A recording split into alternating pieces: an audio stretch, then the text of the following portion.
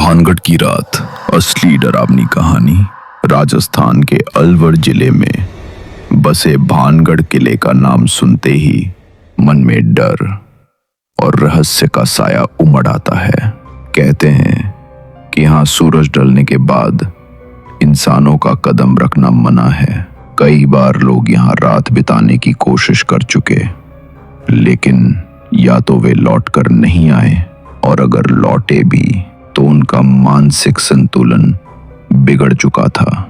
आज मैं आपको वही कहानी सुनाने जा रहा हूं जो मेरे और मेरे दोस्तों के साथ घटी। मैं आदित्य शर्मा दिल्ली विश्वविद्यालय में पढ़ता हूं। हॉस्टल में बैठकर हम अक्सर डरावनी कहानियों पर चर्चा करते थे। मेरे दो दोस्त राहुल और समीरा भी इस जुनून में मेरे बराबर थे। एक रात हॉस्टल की कैंटीन में बैठे बैठे राहुल बोला, यार लोग कहते हैं कि भानगढ़ किला रात को जिंदा हो उठता है, क्या तुम में दम है जाकर सच देखने का? मैंने और समीरा ने एक दूसरे को देखा। हम सब में खौफ भी था और जिज्ञासा भी। कुछ ही पलों में तय हो गया कि अगला वीकेंड हम भानगढ़ जाएंगे। हमने गूगल पर और पुरानी किताबों में भानगढ़ की कहानियां खंगालनी शुरू की। पता चला भानगढ़ को 16वीं शताब्दी में मान सिंह प्रथम ने बसाया था। यह नगर अपनी रौनक और सुंदरता के लिए मशहूर था, लेकिन यहाँ एक तांत्रिक सिंह साधु रहता था जिसने राजकुमारी रत्नावती पर मोहित होकर उसे पाने के लिए काला जादू किया। राजकुमारी ने उसका जादू भांप लिया और पलट दिया। नतीजा साधु की मौत हो गई, लेकिन उसने मरते वक्त पूरे भानगढ़ को श्राप दिया, ये नगर हमेशा के लिए उजड़ जाएगा और यहाँ सूरज ढलते ही मौत और प्रेत का साया छा जाएगा। इतिहास गवाह है कि कुछ ही सालों में भानगढ़ बर्बाद हो गया। लोग कहते हैं कि राजकुमारी और साधु की आत्माएं आज भी किले की दीवारों में कैद हैं। शनिवार को हम तीनों दिल्ली से कार लेकर निकले। करीब 5 घंटे का सफर था। रास्ते भर राहुल मजाक करता रहा, लेकिन समीरा चुप थी। उसकी आंखों में अजीब सा डर था। शाम 5 बजे हम किले के गेट पर पहुंचे। बोर्ड पर साफ लिखा था, सूर्यास्त के बाद इस परिसर में प्रवेश निषिद्ध है, भारतीय पुरातत्व सर्वेक्षण। गेट पर गार्ड ने हमें रोकने की कोशिश की। अंदर मत जाना बेटा, ये जगह सुरक्षित नहीं है।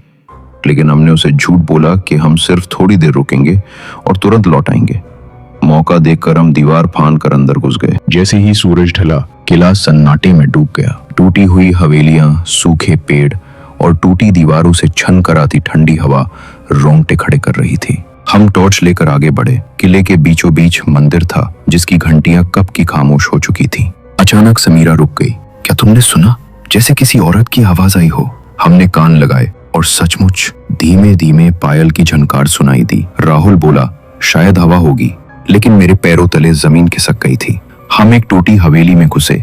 वहां धूल, जाले और टूटी चौकियां थीं। तभी अचानक एक दीवार पर काले हाथों के निशान उभर आए। समीरा चीख उठी, ये अभी बने हैं। टॉर्च की रोशनी कांप रही थी। हमें लगा जैसे कोई हमारे पीछे पीछे चल रहा है। राहुल ने बहादुरी दिखाते हुए कहा, चलो उस किले की ऊपरी मंजिल पर चलते हैं। जैसे ही हम सीढ़ियां चढ़े, ऊपर से किसी ने पत्थर गिरा दिया। कौन है वहां? मैंने जोर से चिल्लाया, लेकिन जवाब में सिर्फ ठंडी हवा और सिसकियां सुनाई दी। ऊपर की मंजिल पे एक टूटा हुआ आईना पड़ा था। समीरा ने जैसे ही उसमें देखा, उसका चेहरा डर से सफेद पड़ गया। उसने धीरे धीरे कहा, आईने में मैं नहीं, कोई और दिख रहा है, राजकुमारी जैसी कोई औरत। हमने भी झांक कर देखा।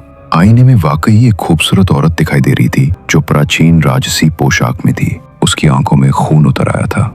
अचानक आईना चटक के टूट गया।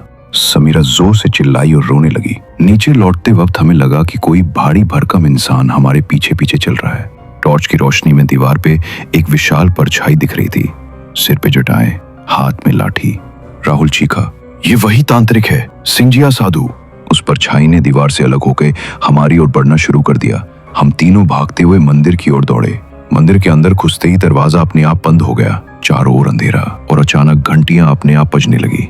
काले धुएं से वही राजकुमारी रत्नावती प्रकट हुई। उसकी आवाज गूंजी, यहाँ कोई इंसान जिंदा नहीं लौट सकता। जो इस किले की नींव तोड़ेगा वो मौत का शिकार होगा। राहुल ने कांपते हुए कहा, हमसे गलती हो गई, हमें माफ कर दो। लेकिन तभी साधु की आत्मा भी प्रकट हुई और दोनों आत्माएं आपस में टकराने लगी। भयानक चीखों से पूरा किला हिलने लगा। अचानक समीरा जमीन पर गिर पड़ी। उसकी आंखें उलट गईं। उसके गले से कोई और आवाज निकल रही थी। मैं सिंगिया साधु तुम्हारे शरीर में जीऊंगा। मैं और राहुल उसे पकड़कर खींचने लगे। हम चिल्ला चिल्ला कर मंत्र पढ़ रहे थे जो हमें याद थे।